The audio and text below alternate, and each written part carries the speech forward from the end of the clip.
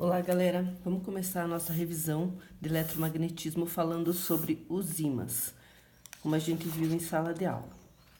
A gente aprendeu que magnetismo é a parte da física que estuda os fenômenos de atração e repulsão observado entre determinados corpos, os ímãs. A gente aprendeu que existem dois tipos de ímãs: os permanentes e os temporários. Os temporários a gente pode considerar o eletroímã.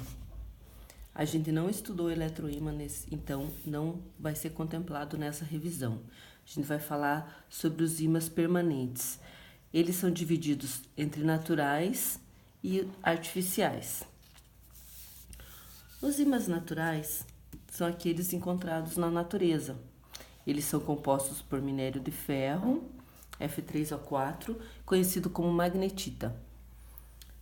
Foi dado esse nome para os ímãs naturais. Quanto aos ímãs artificiais, eles adquirem as propriedades magnéticas através da imantação. São ligas metálicas que industrialmente ou manualmente são imantados e se transformam em ímãs. A imantação pode acontecer de duas formas: por atrito, esse tipo de imantação é temporário, e industrial. A industrial geralmente é permanente. Uma liga metálica, quando é induzida a um processo industrial, ela se torna um ímã permanente. Ela só perde as propriedades de atração e repulsão dela, nesse caso, se sofrer algum trauma, algum choque, ela cair no chão ou uma batida meio forte. Ou se for aquecida a uma temperatura muito alta, aí ela perde as suas propriedades de imantação. Vocês lembram sobre o campo magnético? Todo ímã tem um campo magnético em torno dele. O que é esse campo magnético? É uma região em torno do ímã onde acontecem as interações magnéticas. Essas interações, essa região, ela influencia outros ímãs ou materiais ferromagnéticos e paramagnéticos. Esses materiais ferromagnéticos e paramagnéticos a gente vai ver em outro vídeo. Esse campo magnético em torno dos ímãs, ele é representado, apenas uma representação, através de linhas de indução. E elas foram convencionadas do sentido norte-sul magnético. Vocês lembram do desenho que a gente viu em sala de aula? Então, quanto à propriedade dos ímãs, a gente aprendeu que são 4 propriedades. A primeira delas fala que todo ímã tem polos magnéticos. A segunda é que todo ímã tem o poder de atração e repulsão dos materiais. Inseparabilidade dos polos. Os polos dos ímãs não podem ser separados. E todo ímã tem orientação norte-sul. Com relação à primeira propriedade, polos magnéticos. Todo ímã possui 2 polos, norte e sul.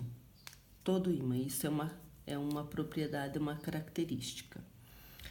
E conforme o formato desses ímãs, esse polo norte e sul se distribui. Normalmente,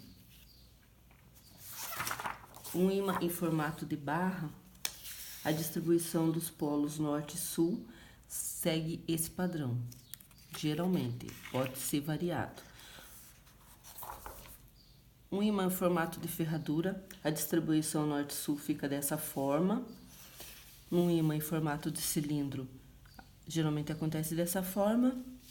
E em formato de anel, a distribuição norte-sul fica assim. Eu falo geralmente porque num processo industrial existe a possibilidade de mudar essas posições, de distribuir de formas diferenciadas. É um processo especial e específico. Fora isso, esse é o padrão de distribuição dos polos magnéticos. Segunda propriedade, atração e repulsão. O ímã ou ele atrai ou ele repulsa materiais. Geralmente, quando repulsa, nem sempre a gente percebe. O poder da atração a gente consegue perceber mais facilmente, o de repulsão nem sempre. Quando você tem dois ímãs, você aproxima dois polos iguais dos ímãs, eles vão se repelir. E quando você aproximar dois polos opostos, eles vão se atrair, em se tratando de dois ímãs. Tanto que aquela frase famosa, polos opostos se atraem, surgiu por conta dessa propriedade dos ímãs. Eu deixei uma atividade aqui para a gente fazer. Aqui, imagina que esses dois desenhos aqui são barras de ímã. Esse ímã aqui, eu vou aproximar o polo norte desse ímã do polo norte desse daqui. O que vai acontecer? Será que essas partes vão se atrair ou vão se repelir? Exatamente, elas vão se repelir. Esses dois ímãs aqui, essas duas barrinhas não vão se atrair. O que vai acontecer com eles? Eles vão se repelir. Aqui, eu aproximei a região norte do ímã da região sul do outro. O que vai acontecer? Exatamente, eles vão se atrair, porque polos opostos se atraem. E aqui, região sul com a região sul, o que vai acontecer? Mesma coisa lá de cima, eles vão se repelir, porque polos iguais se repelem. Isso. Agora, a terceira propriedade, inseparabilidade de polos.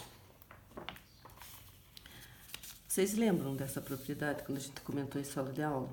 Que é impossível separar os polos magnéticos de um ímã. Quando dividido, outros dois polos surgem no mesmo pedaço. Ou seja, se você quebrar um ímã, não vai ter... Imagina aqui. Se eu quebrar esse ímã, não vai ter uma barra inteira polo norte e uma barra inteira polo sul.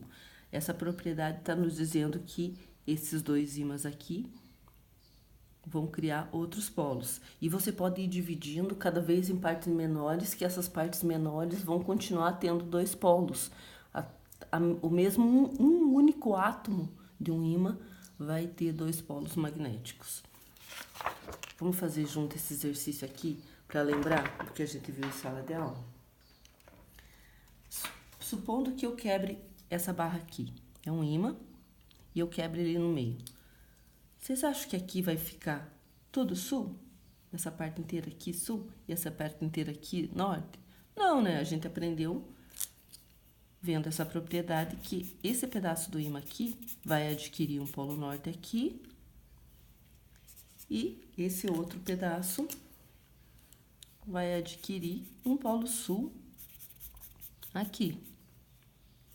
E se eu pegar essa barra aqui e quebrar, aqui vai ficar norte-sul? Não, né? A gente aprendeu que esse pedacinho vai adquirir um polo sul e esse vai adquirir um polo norte e esse também. O mesmo vai acontecer nesses outros aqui. Se a gente dividir, eles vão adquirir outros dois polos e assim sucessivamente até chegar no átomo. Então, inseparabilidade de polos. Todo ímã terá sempre polo norte e polo sul. Terceira propriedade, orientação norte-sul. Todo ímã, quando ele está suspenso, desde que ele não esteja encostado em alguma coisa, porque se ele estiver encostado em alguma coisa, ele não vai ter força suficiente para isso. Mas todo ímã, quando ele estiver suspenso, ele vai se alinhar com a direção norte-sul da Terra. Vocês lembram que a Terra é um grande ímã. Então, a Terra também possui polo norte e sul. A gente viu em sala de aula e vai ver em outro vídeo que a Terra é um grande ímã por causa da movimentação interna, do movimento de rotação e da movimentação interna Isso faz com que a Terra se transforme num grande ímã, mas isso a gente verá em outro vídeo. O que a gente precisa saber para as propriedades dos ímãs é que todo ímã da Terra se alinha com o Polo Norte e Polo Sul. Daí o surgimento da bússola. Esse desenho aqui é só para vocês relembrar rápido que essa linha preta representa o eixo de rotação da Terra. A Terra gira nesse formato. O eixo dos polos magnéticos, vamos colocar aqui. Imagina que isso daqui essa linha marrom é a linha dos polos magnéticos da Terra. Ela está defasada com o polo de rotação 11 graus. Então, ela não coincide, a linha de polo magnético não coincide totalmente com o eixo de rotação da Terra. Ela tem uma defasagem de 11 graus. Então, isso é por conta da gravidade, como a gente viu e verá em outro vídeo. Essas são as linhas de induções da Terra. Então, todo ímã sobre a Terra vai se alinhar nesse sentido. Quando a bússola foi criada, percebeu-se que não se conhecia as propriedades dos ímãs, não sabia que polos opostos se atraíam. Eles apenas observaram que a ponta da agulha apontava para o norte geográfico, então eles estipularam como se fosse o norte da bússola.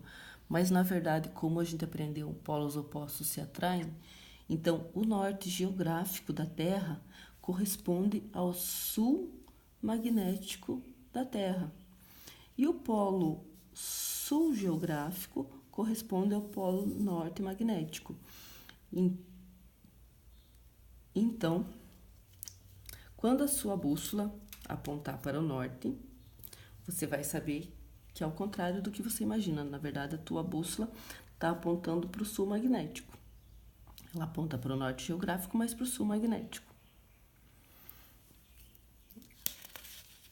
Entenderam? Então, pessoal, por hoje é isso. O restante da matéria a gente verá em outros vídeos.